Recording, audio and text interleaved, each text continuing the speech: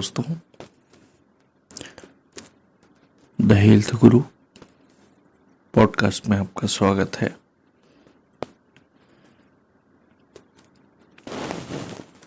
पिछले पॉडकास्ट में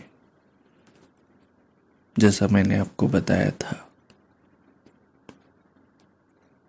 कि जो शीघ्र पतन के जो पेशेंट हैं उनको क्या एक्सरसाइज करना चाहिए, और मैंने कुल 2 एक्सरसाइज बताए थे। आज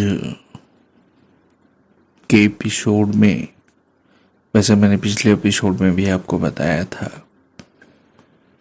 कि आपके जो सहयोगी हैं, जो स्त्री हैं, उनकी सहायता से आप स्खलन पर काबू कैसे कर सकते हैं, उसका प्रैक्टिस कैसे कर सकते हैं। इसके 3 पार्ट होंगे। मैं पहला पार्ट बता रहा हूं आपको। इसमें सबसे पहले पुरुष पेट के बल लेट जाए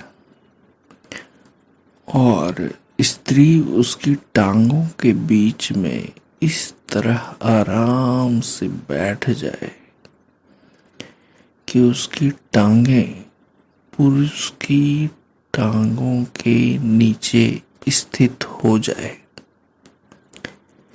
इसके बाद स्त्री पुरुष के लिंग को पकड़कर हस्त मैथुन करे। पुरुष को जब यह महसूस होने लगे कि वह स्खलित होने वाला है, तो उसे स्त्री को रुकने का इशारा कर देना चाहिए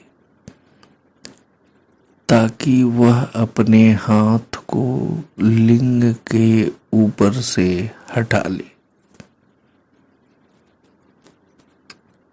इसके बाद थोड़ा सा आराम करके पुरुष को दोबारा स्त्री से इस क्रिया को दोहराने के लिए कहना चाहिए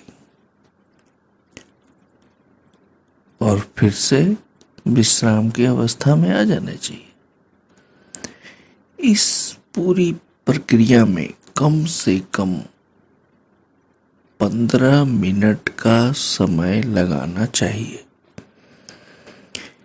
इस स्थिति में पुरुष को स्त्री के जननांगों या उसकी कामुकता के बारे में नहीं सोचना चाहिए।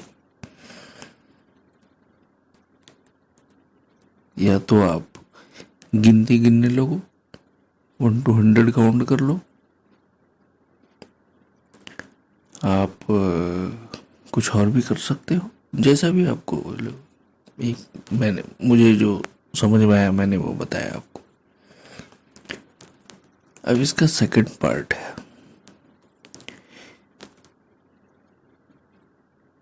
इस पार्ट में स्खलन तक पहुंचने की जगह स्त्री सिर्फ पुरुष को लिंग में उत्तेजना होने तक उत्तेजित करे और उसके बाद उसके ऊपर आ जाए। धीरे धीरे नीचे होते हुए स्त्री को पुरुष के लिंग को पकड़कर योनि में प्रवेश कराना चाहिए।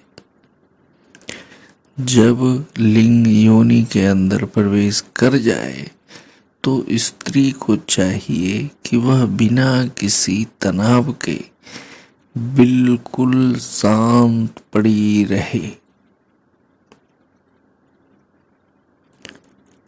और पुरुष को स्त्री की योनि की अनुभूति होती रहे। मुझे उम्मीद है आप समझ रहे होंगे, इसलिए मैं धीरे धीरे बोल रहा हूँ क्योंकि ये काफ़ी सेंसिटिव। आगे बताता हूँ। इस क्रिया के दौरान जब पुरुष को यह महसूस हो कि वह स्खलन होने के पलों के करीब पहुंच रहा है, तो वह स्त्री को उतरने का इशारा कर सकता है। उत्तेजना के शांत हो जाने पर इसी क्रिया को 15 मिनट तक दोहराया जा सकता है।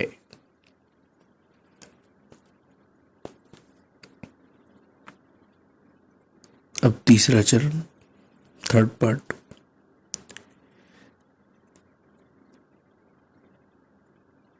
थर्ड पार्ट भी सेकंड पार्ट की ही तरह है, पर मतलब इसमें भी स्त्री ऊपर रहती है और इस चरण में स्त्री की भूमिका काफी महत्वपूर्ण होती है, वेरी इंपॉर्टेंट। पुरुष स्त्री के नितंबों को पकड़कर आगे पीछे करता है। इसके बाद जैसे ही पुरुष को महसूस होता है कि उसका स्खलन होने को है, तो वह स्त्री को रोक देता है। कुछ देर के बाद इसी क्रिया को दोबारा से दोहराया जाता है। लेकिन इसमें ध्यान रखना चाहिए कि उत्तेजना एकदम से ना बढ़े। पुरुष को यह क्रिया तब तक जारी रखनी चाहिए जब तक कि स्त्री और पुरुष दोनों ही एक दूसरे से संतुष्ट नहीं हो जाते। बहुत ही इंपॉर्टेंट बात है ये जो मैं बोल रहा हूं आपको लास्ट में।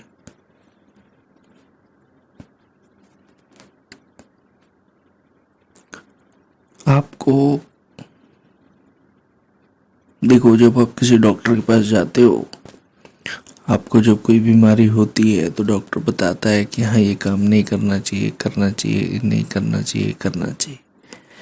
तो जो करना है वो तो आपको करना है, और जो नहीं करना है वो बिल्कुल ही नहीं करना है। आप सोच रहे होंगे ये आप क्या बोलने लगे अचानक। मैं सही बोल रहा हूं।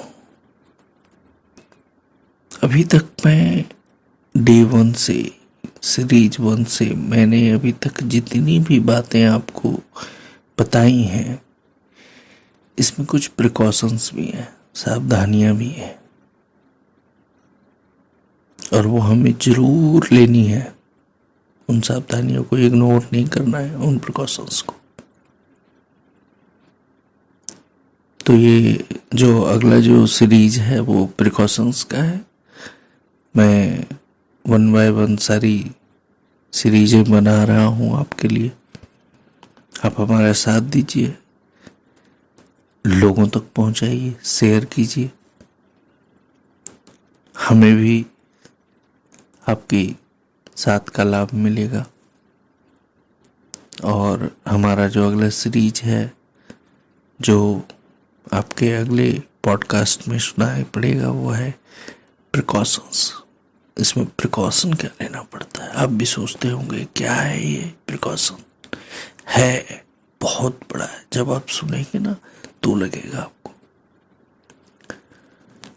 तो ये था अपने सहभागी की सहायता से स्खलन पर काबू करने का अभ्यास, जो आप समझ गए होंगे। मैंने 3 पार्ट में बताया है। और बेफिक्र करें, अंदाज करें और बिंदास जिए, बिना किसी टेंशन के जिए। टेंशन मत रखिए दोस्तों। सुख आती है, दुख जाती है, दुख आती है, सुख जाती है। इसे माना जाना हर किसी का लगा रहता है। जो समय मिला है उसे सुखद तरीके से जिए। बस इस पॉडकास्ट में इतना ही। आपका द हेल्थ गुरु आपसे इजाज़त चाहते हैं। अगले पॉडकास्ट में हम आपको प्रिकॉशंस के बारे में बताएंगे, सावधानी के बारे में बताएंगे, कि इसमें क्या सावधानी बरतनी है। तब तक के लिए